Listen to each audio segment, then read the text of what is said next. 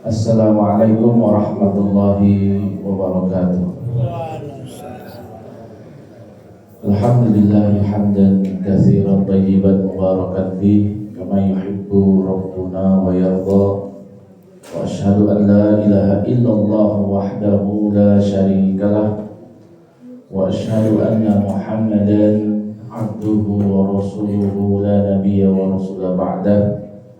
Qala Allah Ta'ala fi kitabihil karim, a'udzu billahi minasyaitonir rajim. Bismillahirrahmanirrahim.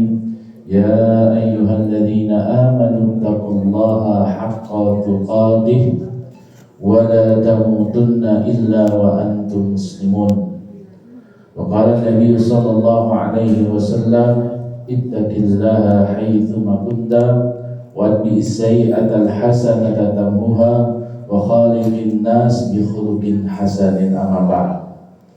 Bapak Ibu jemaah Masjid Ar-Rahmah, mudah-mudahan selalu diberikan keberkahan, panjang umur, murah rezeki dan segala kebaikan-kebaikan dunia dan akhirat. Amin.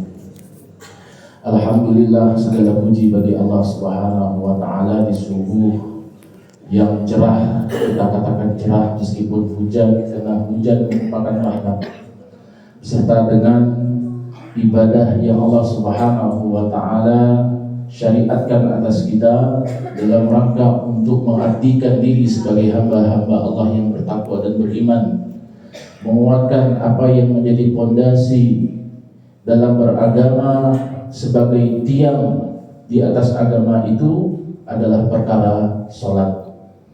Namun baginda Rasulullah SAW mengingatkan perkara sholat ini merupakan perkara awal, perkara yang juga akan ditanyakan kelak pada hari kiamat.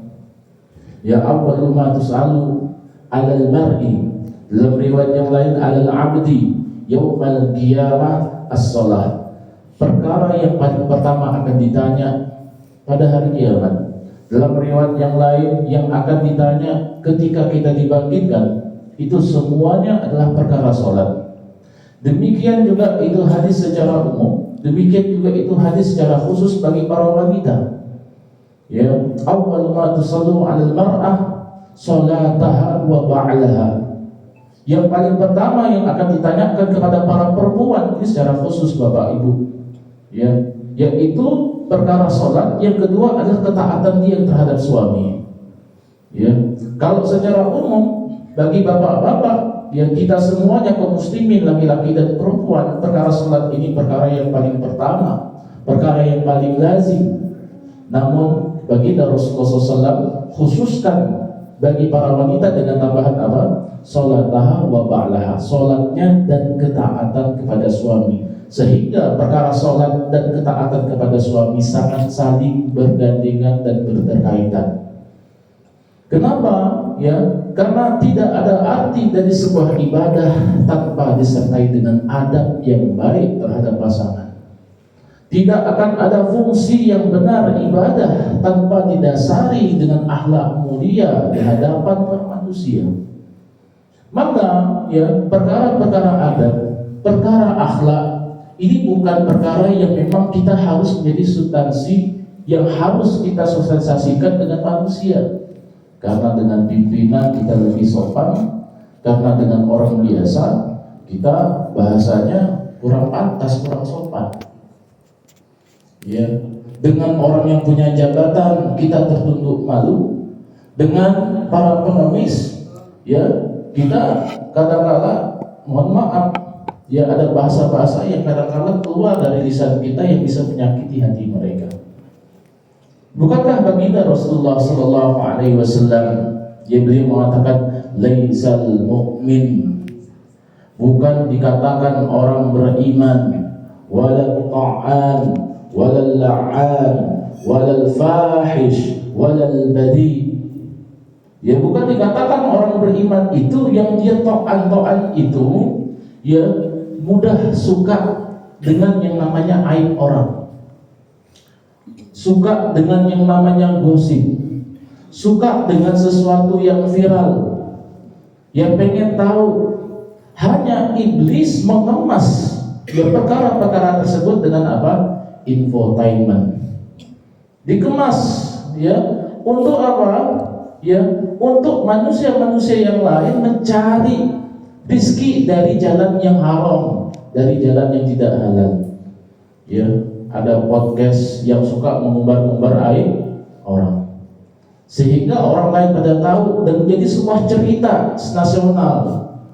Ya, menjadi cerita ya ribuan manusia. Wah, si fulan begini. Ya, si fulanah begini. Ya, kemudian berkembang itu selama berhari-hari, berminggu-minggu, berbulan-bulan, dan sungguh aneh tapi nyata kebanyakan manusia senang yang namanya gosip, senang yang namanya ghibah. Ya, maka kadang-kala ada sebagian orang mengatakan kalau nggak ghibah nggak seru, kalau nggak ngomongkan orang nggak rame, apalagi ada gorengan di situ, ada kopi. Kemudian yang dibahas orang, wah si ini begini, si ini begitu, seolah-olah dia tak pernah punya aib sama sekali, padahal Allah Subhanahu wa taala katakan, "Fala tuzaku anfusakum." Jangan kalian merasa diri kalian suci. Allah katakan itu. Tak ada satupun di antara kita yang di sini semuanya bersih. Seorang ulama sekalipun, kalau para nabi dan para rasul yang maksum, yang terjaga oleh Allah Subhanahu wa taala karena takdirnya, dengan kedudukannya di sisi Allah, namun secara manusiawi bisa lupa, bisa keliru.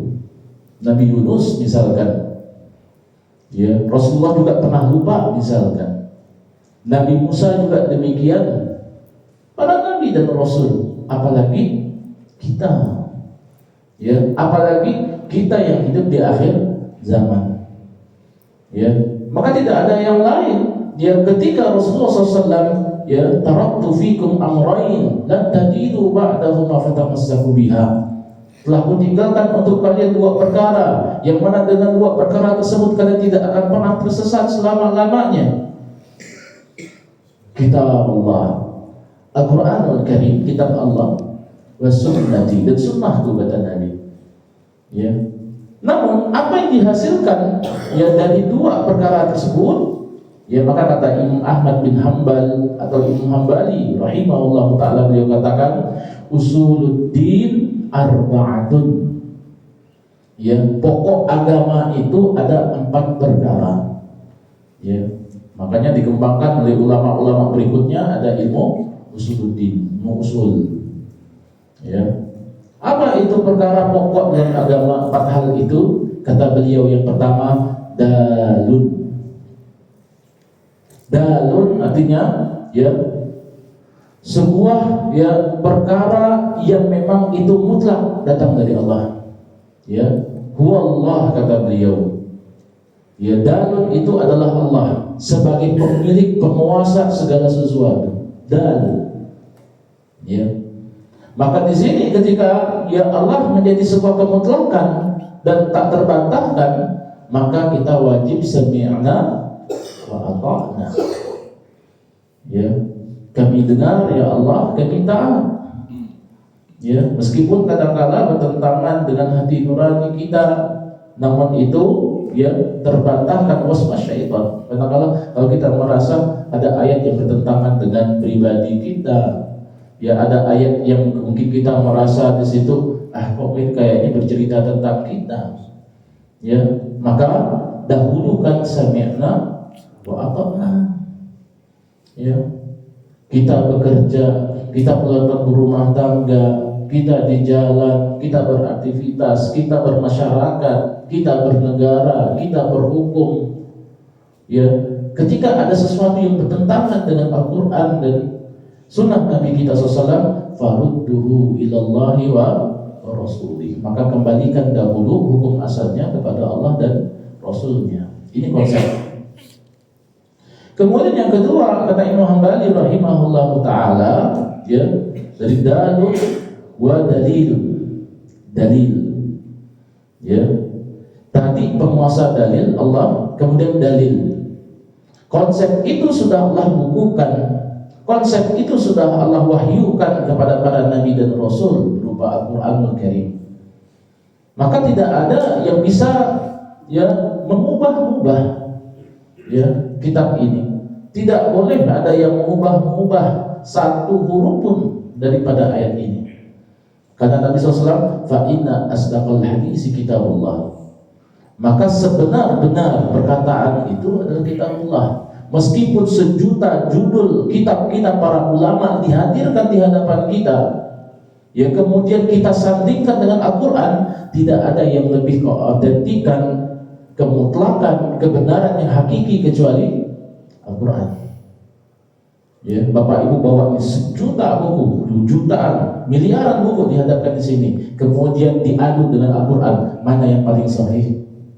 Al-Quran. Kalau kita merasa ada kitab buku yang lebih baik, lebih benar, lebih sempurna dari Al-Quran, ada masalah berarti pada keimanan. Iya. Kenapa? Kata Nabi SAW, wal Qur'an syafi'un musyafa'un wa mahilun musaddaqun. Faman ja'alahu amamahu qadahu ila jannah wa man ja'alahu khalfahu saqahu ila nar. Al-Quran itu syafaat yang akan memberikan syafaat, yang akan menuntun, yang akan mengiringi.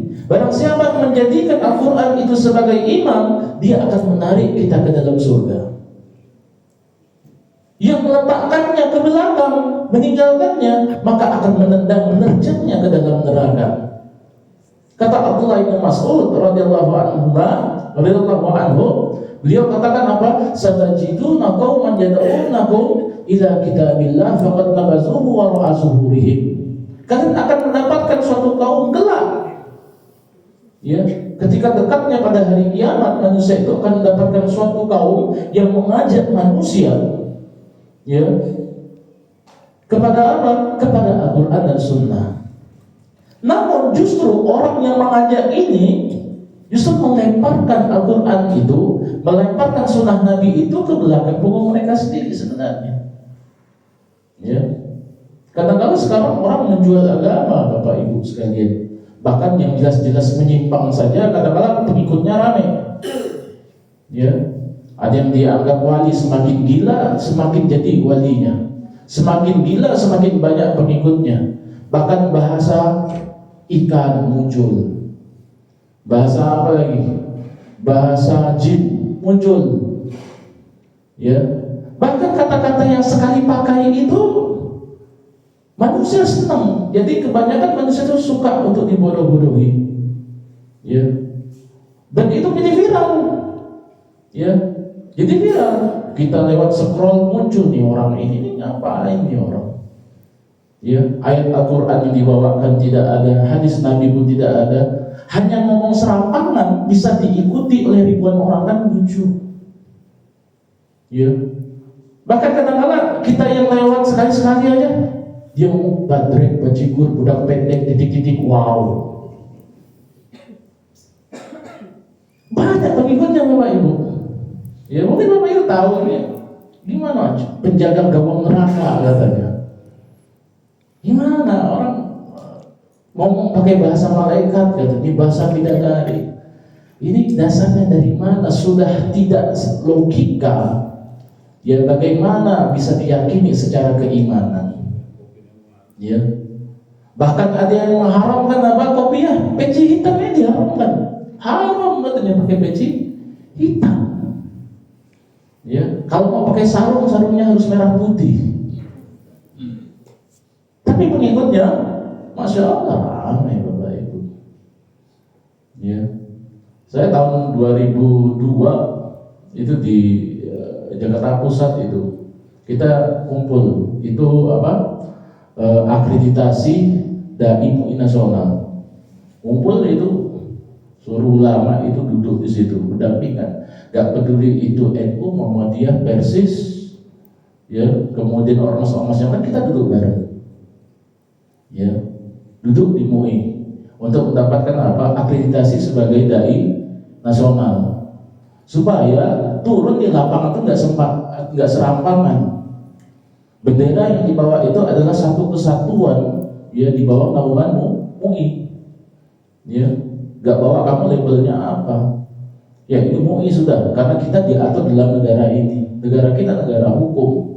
Jadi nggak sembarangan orang mau ngomong begini, ngomong itu serampangan. Karena bahaya Bapak Ibu. Namun tetap saja muncul ini, muncul itu. Dulu ada Lia Eden yang ngakunya sebagai oh iya. Bahkan malaikat Jibril itu langsung berikan dia wahyu. Ini bahaya. Perempuan lagi. Ya, namun pengikutnya Masya Allah orang-orang akademisi, profesor, dokter, orang-orang yang punya banyak duit, kemudian difasilitasi sarana prasarana yang mewah. Heran, luar biasa. Ya, maka perkara ini tadi kata Imam Bali butuh kepada dalil, butuh kepada dalil. Kemudian yang ketiga, perkara usul agama ini butuh kepada apa? Mubayyinun. Ya, para ulama yang menjelaskan perkara-perkara agama ini, ya agar masyarakat paham, agar umat paham. Ya, bukan sedikit ngomong, ayo donasi, ayo kumpulkan sedekah. Ujung-ujungnya ada ustaz dikit-dikit sedekah. Ya, ujung-ujungnya duitnya bukan kemaslahatan untuk umat, bukan kemaslahatan untuk orang yang mengeluarkan. Kadang-kadang untuk perkara pribadi, untuk perkara perut, ya untuk kebutuhan-kebutuhan yang sifatnya ya bukan kembali dalam urusan pendidikan dan dakwah. Ya ini makan harta manusia dengan cara yang zalim tidak boleh. Ya. Dan mubayyinun penjelasan, maka perkara agama ini butuh kepada tabyin. Ya, perkara yang dijelaskan. Ya. Bahkan kata Nabi SAW, ya, setiap perkara ma yubayyinu lakum, ya, yuqarribu ilal jannah wa yuba'idu lakum minan nar ila waqad buyyina lakum. Ya, segala perkara yang mendekatkan kalian kepada surga dan menjauhkan kalian daripada neraka semuanya sudah jelaskan.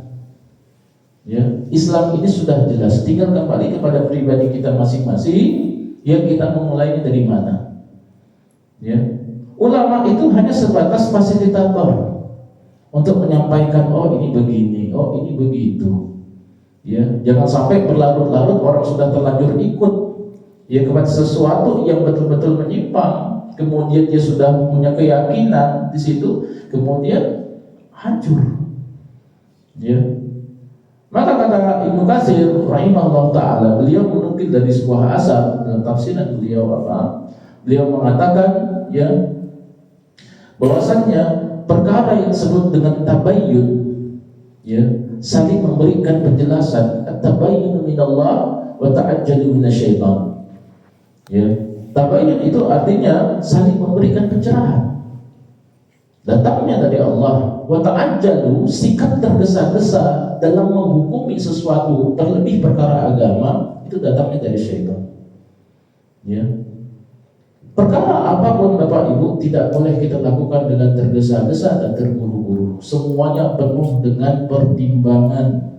Semuanya perlu dengan ya daya ukur yang tinggi, kehati-hatian, kewaspadaan. Ya, apalagi itu masuk dalam perkara ranah agama. Ya bisa langsung kita putuskan, oh begini, kita lihat dulu dalilnya apa, kemudian membayyin bagaimana ulama menjelaskan. Ya. Kenapa? Karena perkara ini ya menjadi sebuah permasalahan yang kompleks. Misalkan ya dalam surah Al-Maidah 72 Allah Subhanahu wa taala berfirman, "Wa may yusyrik billah faqad harramallahu 'alaihi al-jannah."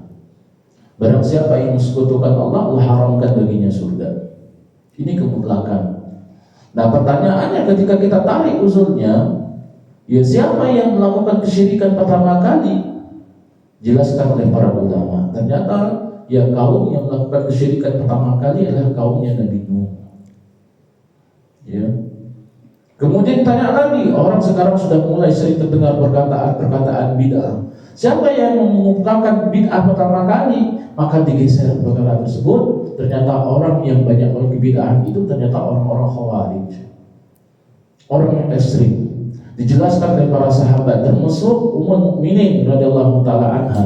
Siapa mereka? Mereka yang hafal Quran, mereka yang banyak hafalan hadisnya, mereka yang kuat ibadahnya, tak bisa dibandingkan dengan kita. Ya. Namun mereka ya pada akhirnya apa? Sesat.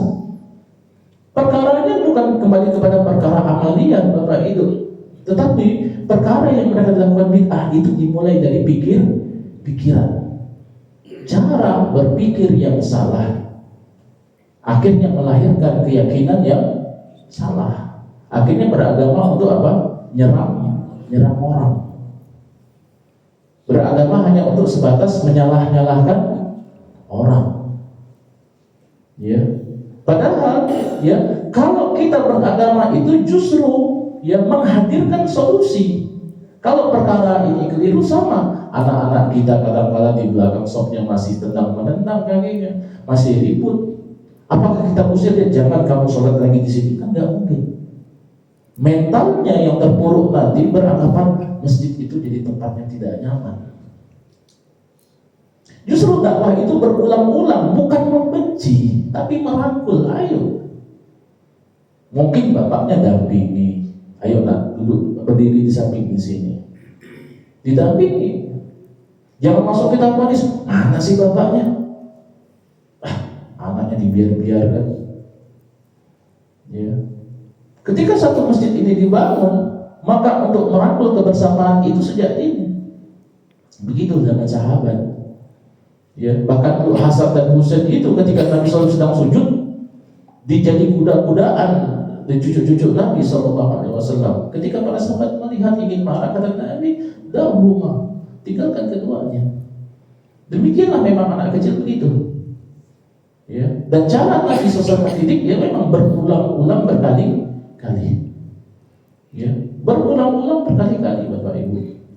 Tidak sekali langsung jadi. Anak kita juga begitu, cucu kita juga begitu. Ya, perlu ditegur, iya.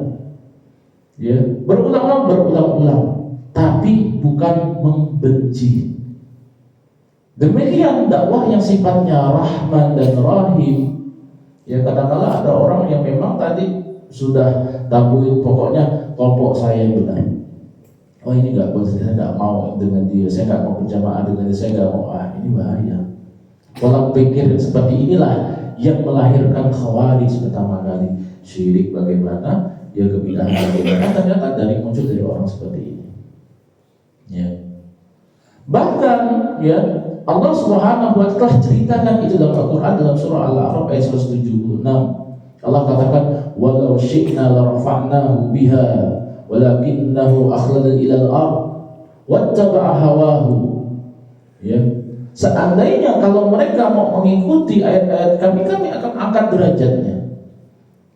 Kata Imam Ibnu Katsir meriwayatkan dari Ibnu Abbas radhiyallahu anhu, ayat ini menceritakan seorang ulama, seorang alim ulama yang tinggi ilmunya, yang hidup di zaman Nabi Musa dan Harun. Ya. Ketika Musa setelah diselamatkan Allah dari kejaran Fir'aun, ya kemudian tinggal beberapa waktu, kemudian meninggalkan Harun bersama ya Bani Israel dan sebagian ikut kepada Nabi Musa. Yang diberitakan oleh Subhanahu wa Ta'ala. Ini ketemu dengan seorang ulama yang memang Allah Subhanahu wa Ta'ala uji dia. Meskipun dia seorang yang berilmu, meskipun dia seorang yang sepuh, meskipun dia menjadi seorang panutan, namun tak lepas daripada ujian-ujian Allah. Ya. Nah, apa yang dilakukan orang ini? Dia dikenal sebagai Bal'am. Kemudian ulama melekatkan ya panggilan kepadanya Bal'am al-Ma'unah, Bal'am yang terlaknat dia. Ya. Kenapa? Karena mengikuti hawa nafsunya. Kaumnya bilang, "Wahai Bal'am, Musa mau datang." Sedangkan Musa itu jauh lebih berilmu daripada kamu. Musa itu seorang nabi dan rasul, sedangkan engkau hanya orang biasa. Apa yang menjadi pemikirannya si Bal'am? Wah, bagaimana Musa datang ke sini? Saya pasti tersingkirkan nanti. Omongan saya tidak akan didengarkan. Jamaah saya akan direbut. Ya, segala sesuatu yang di pemberian umat akan dialihkan kepada Musa. Muncul pemikiran-pemikiran syaitan mulai menggerogoti pikiran dan hatinya. Pada akhirnya apa? Dia melakukan makar-makar dan rencana-rencana busuk untuk menghancurkan Nabi Musa dan para pengikutnya. Ya. Maka kata Allah Subhanahu wa taala, dia katakan permisalan Bal'am ini seperti apa? Famasalahu kamasalil kalb. Permisalan orang seperti ini seperti seekor, mohon maaf, anjing. Ya. Intahmil alaihi yalhas aw tatrukuhu yalhas. Ya, karena anjing itu kata Allah disifatkan, ya, kalau diberi dia akan menjulurkan lidahnya, kalau dihardik, diusir, dilempar, dia juga akan menjulurkan lidahnya. Maka sikap seekor anjing ini diibaratkan seperti seorang penjilat, ya, dan seorang mukmin bukan seorang penjilat. Hidup jangan perlu banyak topeng. Ya, di luar nampak bagus, di dalam hancur lebur. Ya, maka kata Al Hasan Al Basri rahimahullahu taala, dia kata-kata kana ma yakunu fir rajuli kariman idza kana fi ahlihi kariman. Seorang itu, ya, akan mulia, ya, akan mulia apabila di dalam rumahnya mulia. Makanya Bapak Ibu sekalian dimuliakan Allah Subhanahu wa taala, coba lihat kita di rumah yang paling tahu karakter kita. Mohon maaf, tai lalat di bawah ketiak itu istri kita tahu, orang tak tahu. Betul tidak Bapak Ibu? Betul. Ya, uban sehelai di kepala itu, ya, suami kita tahu. Ya, istri kita yang keluar di sana dengan hijabnya orang tak tahu. Demikian aib, kekurangan, bro, kita nggak cerita lebih kekurangan. Pasangan hidup kita paling tahu tentang diri kita. Anak-anak kita tahu siapa bapaknya, siapa ibunya, bagaimana tingkah laku dan karakteristiknya. Sehingga setinggi apapun wibawanya di luar, orang tertunduk-tunduk menghormati dirinya, tapi sejatinya di dalam rumah tangganya, anak istrinya, suami dan cucunya tahu siapa dia. Nah inilah yang perlu kita istilahnya, jaim itu kan di luar, jaga image. Namun seorang mukmin tidak seperti itu. Nabi di rumah, Nabi di luar ada seperti itu. Ya, karakteristik itu sehingga menjadi sejarah yang ditulis dengan tinta emas bahwasanya orang-orang mulia itu seperti itu. Tidak seperti Bal'am tadi yang Allah isyaratkan seperti seekor, ya saya nggak mau sebut lagi. Ya. Nah, ini contoh yang pertama. Ini contohnya kaumnya Nabi Nuh, kaumnya Nabi Musa. Ada tidak contohnya? Ya, di kaumnya Nabi Muhammad SAW ada, hidup di zaman Nabi, berbarengan dengan Nabi, ya masih sekaliber dengan Nabi, yaitu para sahabat. Siapa dia? Abdullah bin Ubay. Ya, Abdullah bin Ubay ini dikenal sebagai pemimpin dari gembongnya orang-orang munafik. Ya, gembongnya orang-orang munafik ini dipimpin oleh Abdullah bin Ubay. Siapa Abdullah bin Ubay ini? Dulu sebelum kota Madinah Al-Munawwarah ini menjadi kota Madinah, kan dikenal sebagai kota Yathrib. Sebagian besar mereka adalah orang-orang Yahudi Yathrib. Ya, ketika Mus'ab bin Umair diutus di sana, radhiyallahu anhu, diutus untuk berdakwah, kemudian diserukan untuk dakwah Islam. Salah satunya, ya, yang disampaikan dakwahnya kepada pemimpinnya, yaitu Abdullah bin Ubay ini. Ya. Namun ketika awal-awalnya senang dengan datangnya Islam, senang banyaknya masyarakat yang meluk agama Islam, syaitan iblis pun sudah mulai masuk lagi ke dalam pikiran dan hatinya. Ya, iblis dikit-dikit membisikkannya, kalau nanti masuk Muhammad pindah ke sini, kamu gimana? Ya, Bani Khuza'ah bagaimana, Bani Quraisyah bagaimana? Pasti akan memihak kepada Muhammad, kamu akan ditinggalkan. Ya, artinya apa? rasa ingin memimpin, rasa ingin memiliki, rasa ingin menjabat, rasa ingin diakui oleh orang lain itu ada pada diri manusia. Bahkan itu hidup di zaman Nabi, hidup di antara manusia terbaik di permukaan bumi, masih iblis bisa masuk, Bapak Ibu. Bisa masuk, hasad, hasud, iri, dengki, bisa. Padahal di sisinya ada seorang Nabi yang paling mulia. Ya. Ternyata ketika Nabi SAW datang hijrah dari kota Mekah ke kota Madinah, demikianlah yang terjadi. Hasadnya bertambah-tambah, dendamnya kesumat, ya, kebencian. Bahkan para sahabat-sahabat yang lain tahu kalau Abdullah bin Ubay ini tidak senang dengan Nabi. Namun Abdullah bin Ubay kalau ketemu Nabi senyum, salam, sapa, berkata baik. Tuh sikap kayak begitu, topeng-topeng seperti seekor tadi itu binatang itu udah ada, Bapak Ibu.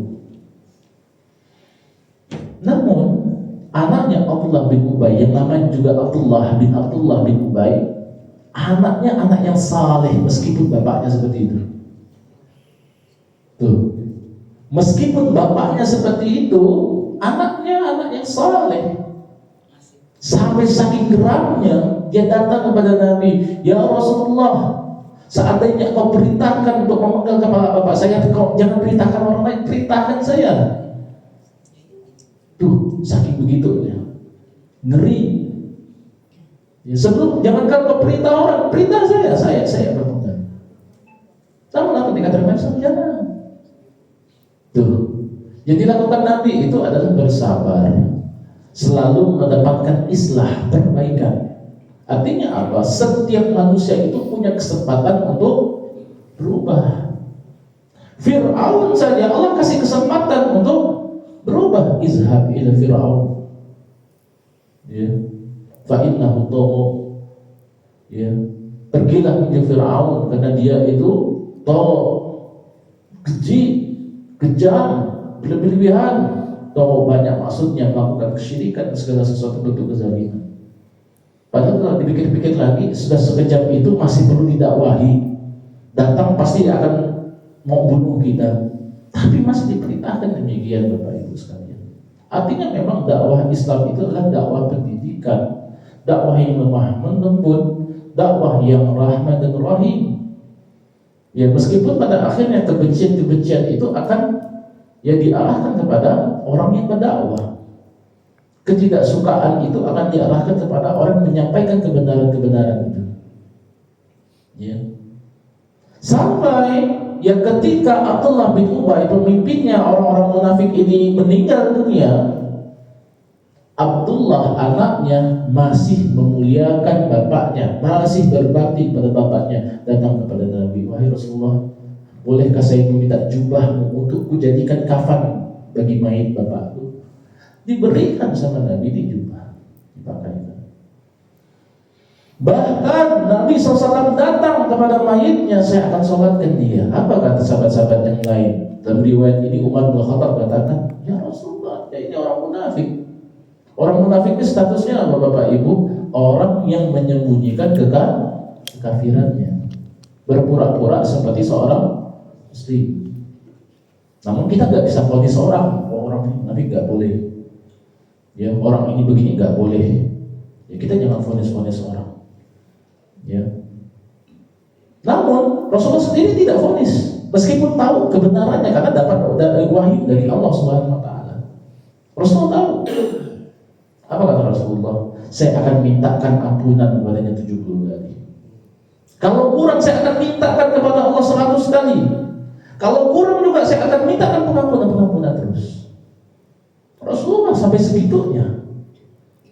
Ya, ketika disolatkan, sebelum disolatkan mau angkat takbiratul ihram, ya, Umar datang lagi dekat, yakin nih, sampai rona wajah Rasulullah itu berubah. Udah tinggalkan saya akan sholatkan. Ketika selesai salat jenazah, turunlah ayat dalam surah At-Taubah ayat 82. Wala tusalli ala ahadin minhum mata abadan wala takum ala qabri. Ya, innahum kafaru billahi wa rasulih wa matu wa hum fasiqun. Ya, apa dikatakan Allah Subhanahu wa taala? Jangan engkau solatkan orang yang mati dalam keadaan demikian, dan jangan iringi kuburannya, karena sesungguhnya dia telah kafir kepada Allah dan Rasulnya, dan dia mati dalam keadaan fasik. Ada, kita perlu garis bawahi kata fasik di sini. Ya, kata fasik. Apa fasik? Fasik itu, ya, kalau di zaman sekarang itu melakukan sebuah kekejian, kezaliman, kemaksiatan, dan apapun perkara-perkara buruk itu dengan terang-terangan tanpa merasa malu. Jadi udah nggak malu-malu lagi. Ya, tadi kan dikatakan apa? Bukan dikatakan seorang mukmin itu yang suka mengumbar-umbar aib. Walala'an, bukan pula seorang yang suka melaknat. Ya, dikit-dikit ngomong, ya, melaknat orang, menyumpahi orang. Walal fahish, bukan juga orang yang keji, ya, perangainya buruk. Walal bazi, bukan juga orang yang suka caci maki, ngomongnya ngomong jelek, ngomong kotor. Ya, dan kita wajib untuk mengingatkan. Ya, dan itu terjadi di zaman Rasulullah SAW. Akhirnya ketika ayat itu turun, Rasulullah tidak mengiringi jenazah Abdullah bin Ubay, ditinggalkan sama beliau. Ya, bahkan ada riwayat yang sangat lemah. Ya, Rasulullah pergi melihat jenazahnya, kemudian dibudahi, kemudian dikuburkan, sebagai bentuk pengingkaran terhadap apa yang sebelumnya sudah dilakukan. Ya, nah ini Bapak Ibu sekalian muliakan Allah Subhanahu Wa Taala. Ya, artinya sejelek-jeleknya orang semasa hidupnya tetap harus diberikan haknya sebagai seorang muslim, seorang munafik sekalipun. Selama dia tidak mengingkari kalimat la ilaha illallah, maka berhak baginya untuk mendapatkan hak-hak sebagai seorang muslim. Ya, apa yang dikatakan Allah Subhanahu Wa Taala? Ya ibna Adam, ya, wahai anak Adam, lau innaka ya ataitani biqarabil ardi khadaya thumma lakitani wa la tusyrik bi syai'an la ataituka biqarabiha maghfiratan. Ya, wahai anak Adam, seandainya engkau datang kepadaku membawa dosa sepenuh bumi, ya, datang melakukan bawa dosa sepenuh bumi, kemudian engkau meminta pengampunan kepadaku, dan engkau tidak mensekutukan aku dengan sesuatu apapun, ya maka akan aku berikan ampunan pula sebanyak sepenuh bumi. Sebanyak apapun dosa kita, sebanyak apapun kesalahan kita, meskipun satu dunia manusia tidak senang dengan apa yang sudah kita lakukan, namun ingat, hari ini orang bisa mencela, hari ini orang bisa mengumbar aib, namun orang tidak akan pernah tahu kapan kita bertaubat, kapan kita kembali kepada Allah. Orang tidak akan pernah tahu kapan ketika derajat ini diangkat dari keburukan kepada kebaikan. Kita tak pernah tahu. Maka kita tak bisa melihat orang itu sebelah mata. Wah, ini orang brengsek di masa hidupnya, peminum dia, pencuri dia, bla bla bla. Karena kita merasa, ya mungkin kita anak pesantren, ya mungkin kita ini duduknya dengan para ustadz, para ulama, merasa diri lebih baik daripada orang, itu sifat iblis. Tidak boleh. Kita tak akan pernah tahu, ya, apakah orang di pesantren sudah dijamin surganya? Belum tentu. Karena agama Islam adalah agama untuk seluruh alam, agama yang menentukan keberhasilan seorang muslim itu. Tidak menentukan kamu anak siapa, kamu golongan mana, kamu tinggal di mana, di zaman siapa, tidak menentukan. Inilah kemuliaan dari agama Islam. Ya. Dan cerminan adab itu sendiri adalah cerminan seorang mukmin. Ya. Maka adab itu tidak bisa diukur karena dia profesor doktor, adabnya pasti lebih baik dari kita.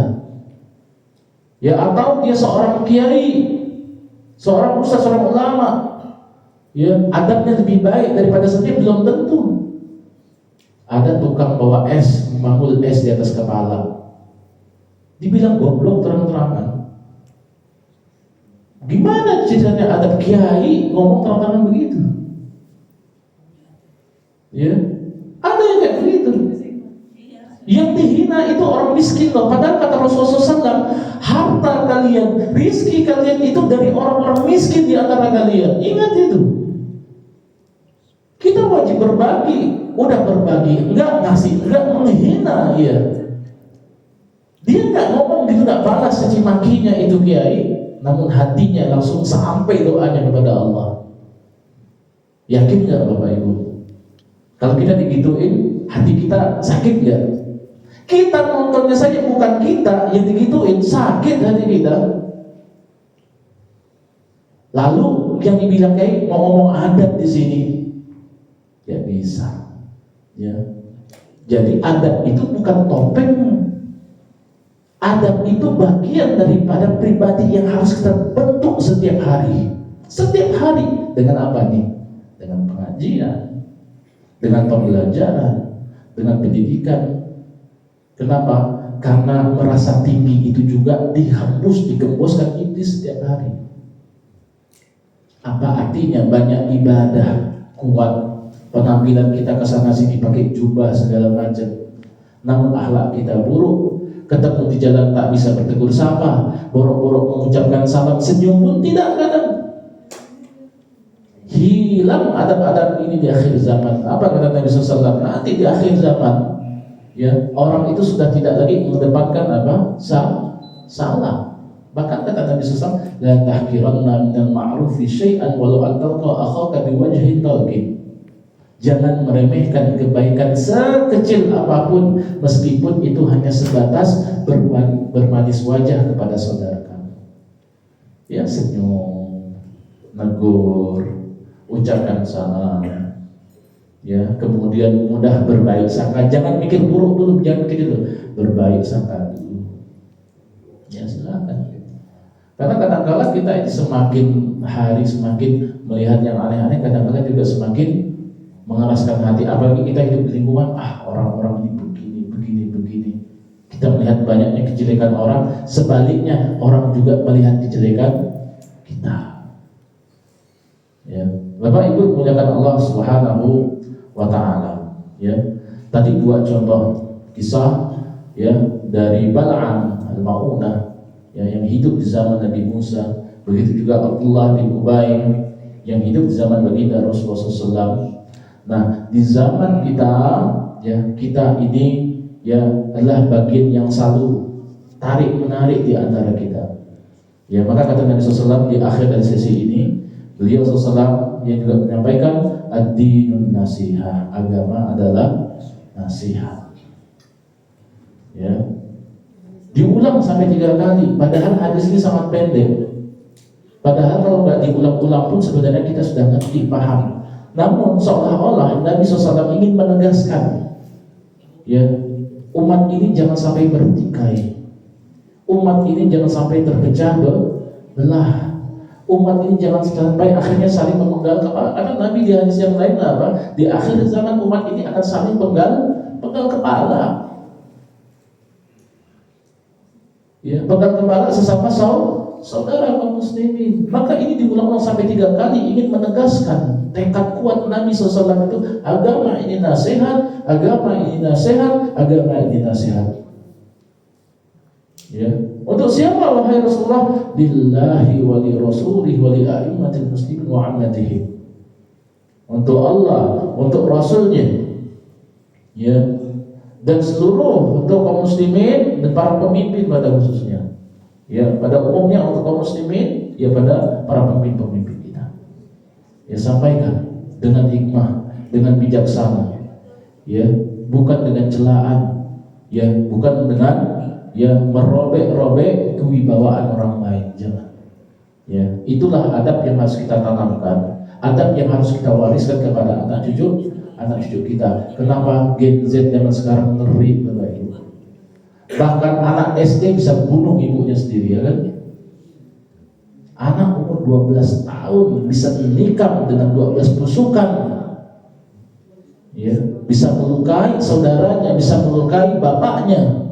Ibu yang melahirkan ini ditikam mati. Itu sudah bukan adab lagi namanya. Kata Allah, fala taqul lahuma uff wala tanharhuma. Jangankan nikam, bilang saja tidak boleh kepada ibu bapak. Jangan hadik dia, kata Allah. Bahkan yang baru-baru ini apa? Kakak beradik menitipkan ibunya di Gria Lansia, bikin surat pernyataan, kalau ibu saya meninggal dunia jangan hubungi kami.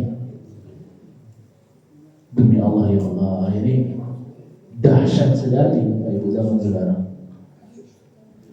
Yang melahirkan dia, yang memberikan dia pengajaran, yang menghidupkan dia, mendidiknya, menyekolahkannya,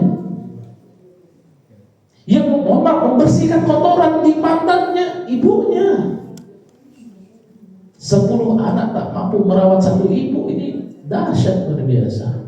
Satu ibu bisa merawat 10 anak, namun 10 anak tak sanggup merawat satu ibu. Hari ini kita mungkin masih sisa saling ketawa. Kenyataan lihat nanti ketika di antara orang tua ada yang sakit, dan bapaknya sakit, siapa anak kita yang mau merawatnya sungguh-sungguh? Ketika ibunya sakit, siapa yang mau sungguh-sungguh? Kadang-kadang dikit-dikit ngeluh, ya, dikit-dikit, ini ya, bapak bisa lah, bapak bisa sendiri, mama bisa sendiri. Hal yang paling menyedihkan bagi orang tua itu ketika di masa tuanya sudah sepi dari keberadaan anak-anak, ketika telah sepi daripada sanak saudara, teman-teman sejawat sudah banyak yang tiada, yang tinggal hanya kenangan, pasangan ada yang masih lengkap, ada yang sudah tidak ada lagi, yang harusnya di samping kasur kita ada tempat untuk bercengkrama, sekarang sudah tidak ada lagi. Kadang-kadang kita singgah di kuburan, teringat kenangan-kenangan masa lalu, melihat kuburan bapak ibu kita terbawa ke dalam mimpi. Sekarang kita juga dalam posisi yang sama, kulit sudah mulai mengkerut, otak kita sudah mulai pikun, ya, kita lebih banyak termenung. Kapan saya dipanggil Allah Subhanahu wa ta'ala? Kapan saya akan menghadap Allah Subhanahu wa ta'ala? Apa yang saya sudah persiapkan untuk bertemu dengan Allah Azza wa Jalla? Bapak Ibu sekalian menggunakan Allah Subhanahu wa ta'ala, itu mungkin ya untuk pertemuan kita hari ini, karena memang subuh ini subuh yang mendadak sebenarnya. Pak Haji ngasih tahu itu udah dekat waktu asar kemarin. Ustaz, ini ada badal ini besok subuh, aduh gitu kan. Biasa prepare-nya sepekan sebelum hari H sudah dikasih tahu. Ya qadarullah, ya memang dikasih tahunya dadakan. Alhamdulillah, makanya kita tidak siapkan slide hari ini. Yang mungkin nanti kita tetap berikan ringkasan di grup Masjid Ar-Rahmah. Ya, syukur wa jazakumullahu khairan kepada Bapak Ibu semuanya. Terima kasih banyak yang telah memberikan amanah kepercayaan ini kepada saya untuk menyampaikan materi. Kopi atau teh ini? Kopi.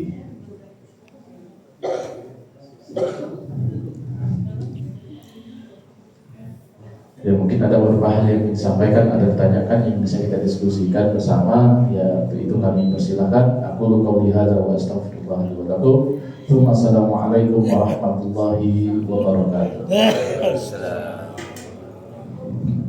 Silakan ibu-ibu mau bertanya. Ibu-ibu ada yang mau bertanya?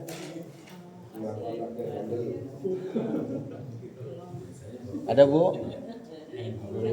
Ayo diprioritaskan ibu-ibu. Ada yang mau bertanya, Bu?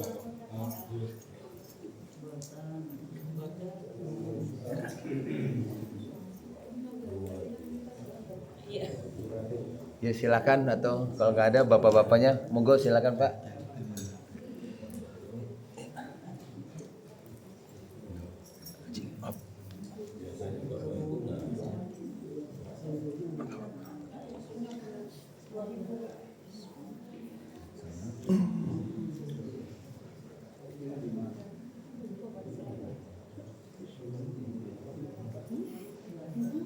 Nggak ada, saya yang bertanya deh, Ustaz.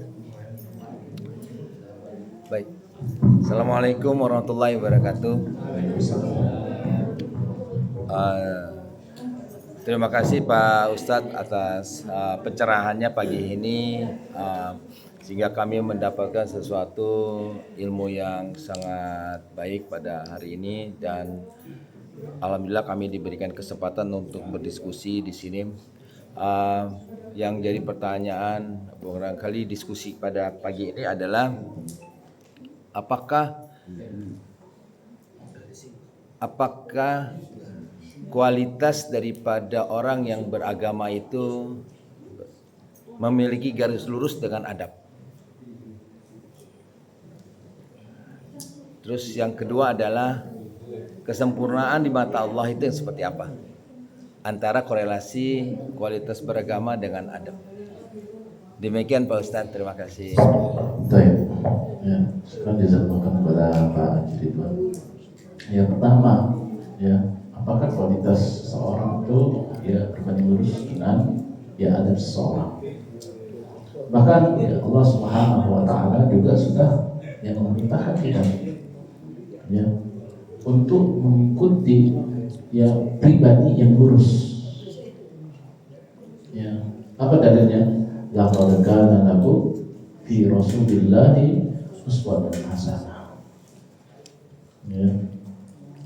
Dan perkara yang dikatakan uswatun hasanah ini ada pada pribadi Nabi, seorang pemimpin sekaligus seorang kepala rumah tangga, sekaligus bukan orang yang memang kita lihat secara pendidikannya biasa-biasa aja, bahkan tidak bisa baca dan tulis. Maka kita katakan seandainya kalau Nabi hari ini diundang menjadi pemateri, bukan profesor, bukan doktor, bahkan gak bisa baca tulis, kira-kira DKM mengundang gak materi kayak gini?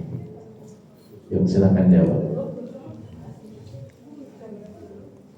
Yang diundang kan mungkin ya orang secara akademiknya sekarang ya Masya Allah ya, latar belakang pendidikannya tidak main-main ya, yang betul-betul kita ketahui kualitas ya pendidikan dan keagamaannya menurut kita. Namun kalau Rasulullah masih hidup, kira-kira beliau diberikan mimbar, panggung nggak untuk berdakwah itu? Nah ini yang perlu kita sakal dulu Bapak Ibu ya.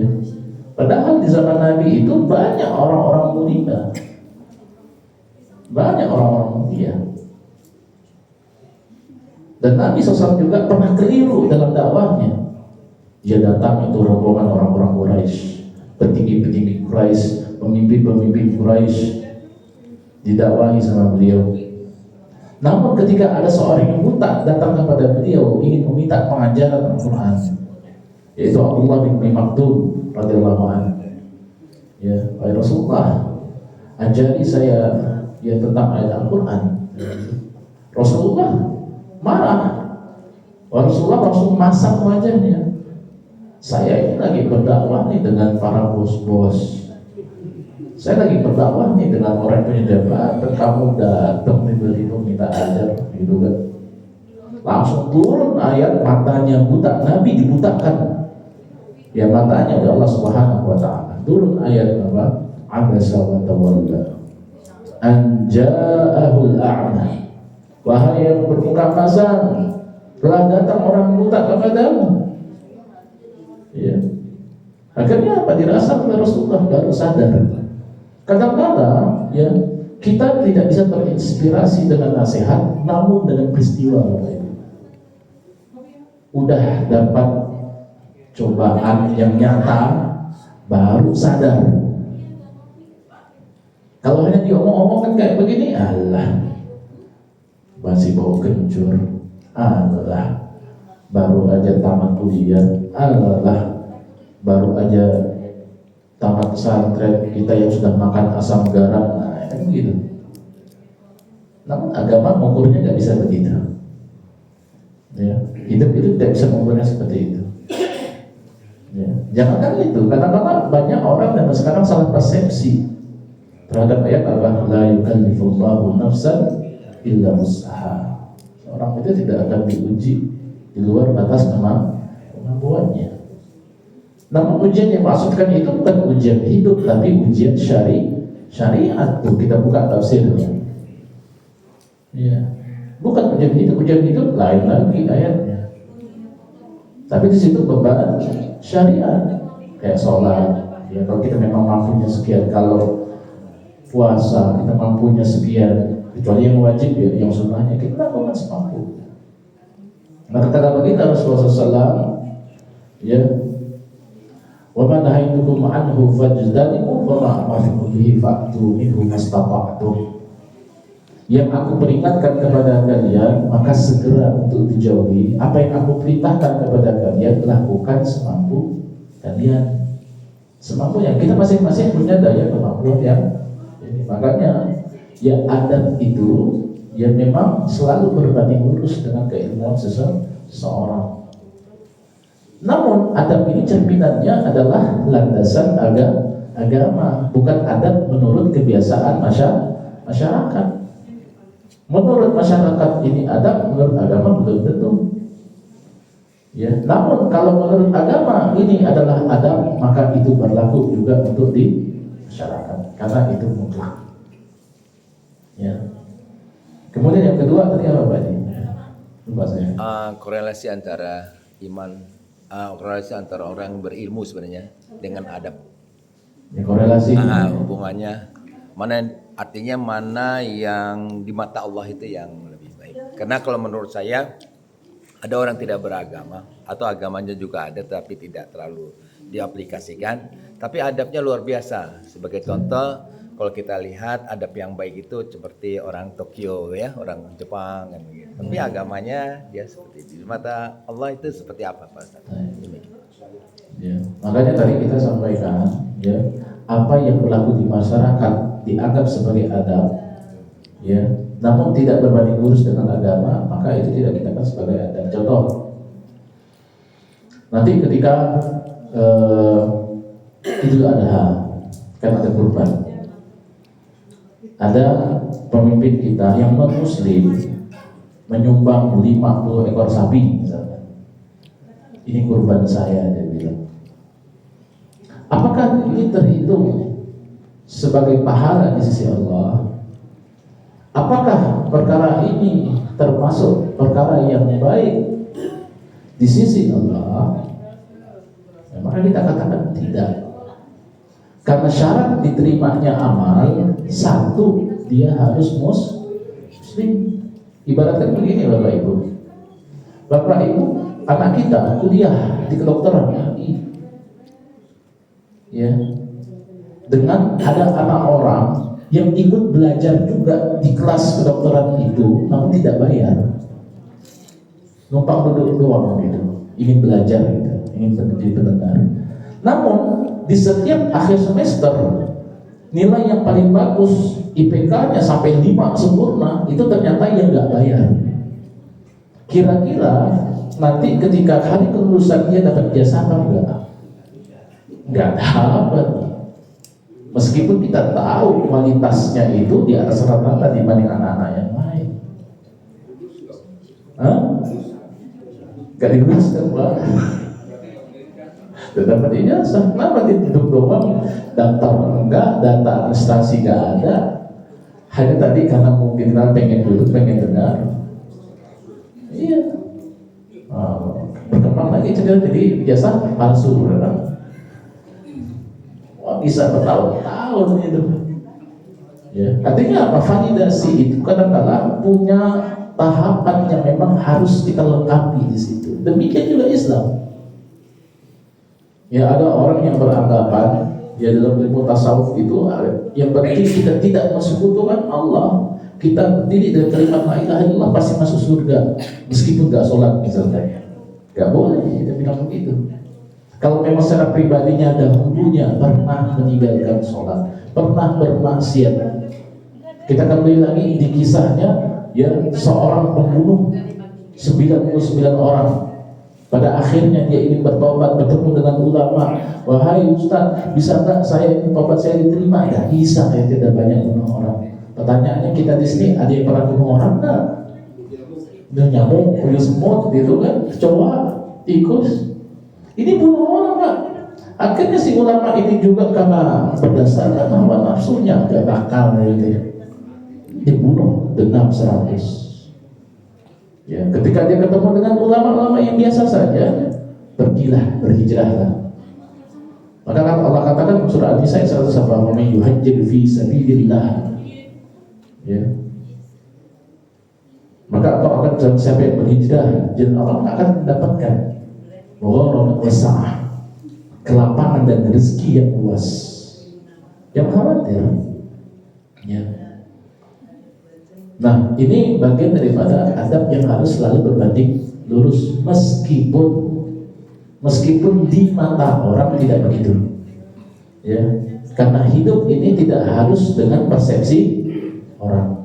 Tidak harus selalu dengan pandangan orang, karena kemuliaan itu di mata Allah, dan kita semuanya akan dikembalikan ke hadapan Allah tanpa membawa apa yang hari ini menjadi validasi orang lain. Wallahu a'lam bishawab. Masih ada Bapak Ibu kurang lebih 5 menit. Mau silakan Ustaz. Assalamualaikum warahmatullahi wabarakatuh. Waalaikumsalam. Saya sebenarnya pengen tanya pada Pak Ustadz yang meminta Pak. Yang meminta Pak.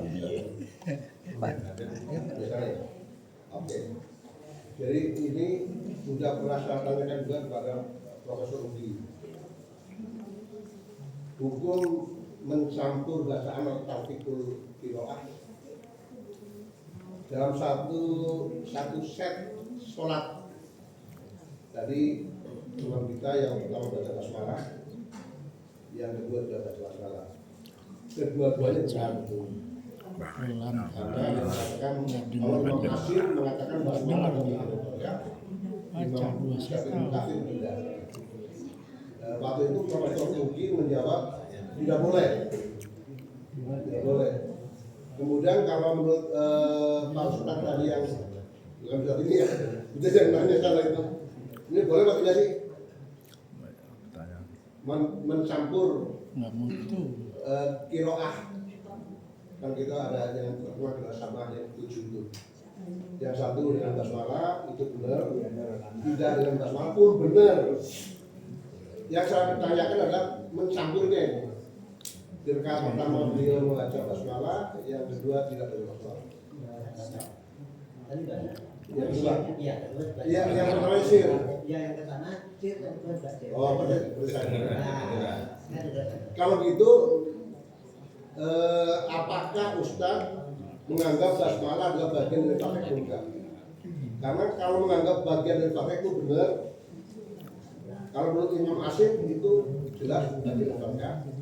Kalau menurut Ibnu Malik, Ibnu Katsir misalkan itu bukan bagian dari tafsir. Ya, tetap pertanyaan saya mencampur boleh tidak? Silakan Pak. Baik, ya, bismillahirrahmanirrahim. Salah satu rujukan ya yang ulamanya sampai hari ini masih hidup, yaitu Syekh Ali As-Sobuni Al-Misri Fizallah Ta'ala, dan sering sekali diundang di Indonesia. Jadi punya kitab tafsir ya, dan ta'liq beliau terhadap tafsiran Ibnu Katsir. Saya dulu sering mengajar bab ini ya, bab al-isti'azah wal basmalah wal fatihah. Ya, bab ini saya sering berulang-ulang bertahun-tahun dengan santri saya dulu. Ya, memang fenomenanya para ulama itu ya berbeda-beda pendapat tentang masalah furu', masalah cabang.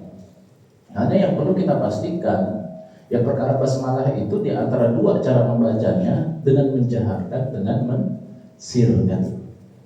Ya, menjaharkannya ya dengan nampak jelas terdengar, mensirkannya tidak boleh sampai tidak terdengar, ya paling tidak dengan sop belakang paling minim dirinya sendiri mendengarkan. Bahkan ya riwayat dari Anas bin Malik radhiyallahu anhu ya, ini sangat lebih tinggi lagi karena sahabat.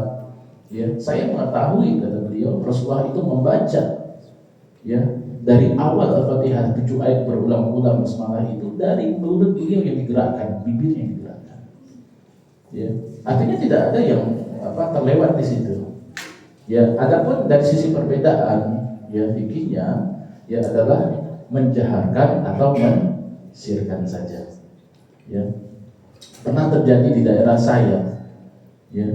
Itu ada orang tua. Jadi kita lagi kumpul di Depak. Kumpul di Depak ada pelatihan penyuluh. Ya, kita kasih materi. Nah, setelah itu sholat zuhur berjamaah sebelum makan siang. Jadi ditunjuklah salah satu penyuluh yang paling tua di situ, udah tua Pak, udah sepuh, udah 80-an lebih umurnya. Disuruh jadi imam sholat zuhur. Masya Allah, dari awal Al-Fatihah itu kedengeran sampai stop yang kedua. Sampai di ayat waladhdallin, akhirnya stop pertama, amin. Padahal kita sudah tahu di antara 5 waktu itu ada salat jahriyah, ada salat sirriyah. Jahriyah salat maghrib, isya, subuh, jahriyah dijaharkan. Salat sir, zuhur, asar. Dan Allah katakan dalam Quran, "Fala tajhar bi salatika." Ya. Dan jangan engkau terlalu menyaringkan, itu dalam salat sunnah. Ya. Demikian juga ya pada kondisi-kondisi tertentu. Maka ya apakah ya basmalah termasuk bagian dari Fatihah? Pendapat yang paling kuat ya adalah bagian daripada Al-Fatihah. Kalau dalam tafsiran ya Ibnu Katsir yang ditarik oleh Syekh Ali As-Sabuni itu membawakan perkataan Imam Abu Dawud, Imam Tirmidzi, ya Imam Bukhari, Imam Muslim mengangkat daripada perkataan Imam Syafi'i. Ya, apa yang dikatakan Imam Syafi'i berdasarkan hadis Nabi SAW, la sholata liman lam yaqra' bi Fatihatil Kitab. Tidak ada salat orang yang tidak membaca Al-Fatihah. Ya, namun kadang-kala yang lebih berbahaya apa? Yang salah-salah membaca Al-Fatihah jauh lebih berbahaya. Ya. Bacaannya ngawur, ngelantur, mana huruf ini, mana huruf itu. Ya, ini berbahaya. Sehingga di belakang itu jamaahnya nggak tenang. Ya nggak tenang, ini bacaannya apa sih? Jadi, maka majukan orang yang betul-betul bisa membacanya dengan baik. Ya, jadi pada intinya ya itu hanya perbedaan masalah huruf. Ya, nggak salah mau jaharkan basmalah silahkan, menyaringkan, mau disirkan, namun jangan sampai penggelam. Makmum pun tidak bisa mendengar. Akhirnya disangka apa? Disangka tidak baca Bismillah. Sama kayak orang doa makan Bapak Ibu. Ya kan yang paling simpel kan baca Bismillah. Boleh nggak ditambah Ar-Rahman-Rahim? Boleh. Tidak ada yang salah di situ. Ya karena semuanya berangkat dari Al-Quran yang sama. Hanya tinggal mana yang paling minimnya, mana yang maksimalnya. Wallahu a'lam. Ya. Mungkin kita cukupkan ya Bapak Ibu ya. Ya sudah jam 6 ya, pada masing-masing ada aktivitas, saya juga ada aktivitas yang mudah-mudahan sedikit bermanfaat bagi diri saya dan Bapak Ibu semuanya. Yang mudah-mudahan ini diberikan keberkahan, ya, panjang umur, rezeki dan kesehatan. Ya, kita bisa tutup dengan doa. Bismillahirrahmanirrahim. Alhamdulillahirabbil alamin. Hamdan syakirin, hamdan na'imin, hamdan lillahi mazidah. Ya Rabbana lakal hamdu kama yanbaghi li wajhikal karim wa li sultanik. Allahumma shalli ala Muhammad wa ala ali Muhammad. Allahumma taqabbal minna salatana wa siyamana wa ruku'ana wa sujudana wa qu'udana wa tadarru'ana wa takhashu'ana wa ta'atuna wa tadarru'ana ya Allah ya Rabbal alamin. Rabbana fil lana wa li ikhwanina allazina sabaquna bil iman wa la taj'al fi qulubina ghillan lil ladzina amanu rabbana innaka ra'ufur rahim. Rabbana hab lana min azwajina wa dhurriyyatina qurrata a'yun waj'alna lil muttaqina imama. Rabbana zalamna anfusana wa in taghfir lana wa tarhamna lanakunanna minal khasirin. Rabbana atina fid dunya hasanah wa fil akhirati hasanah wa qina adzabannar. Wa qina adzabannar. Wa qina adzabannar. Wa sallallahu ala nabiyyina Muhammadin sallallahu alaihi wasallam. Subhana rabbika rabbil izzati amma yasifun. Wassalamu ala al-mursalin walhamdulillahi rabbil alamin. Assalamualaikum warahmatullahi wabarakatuh.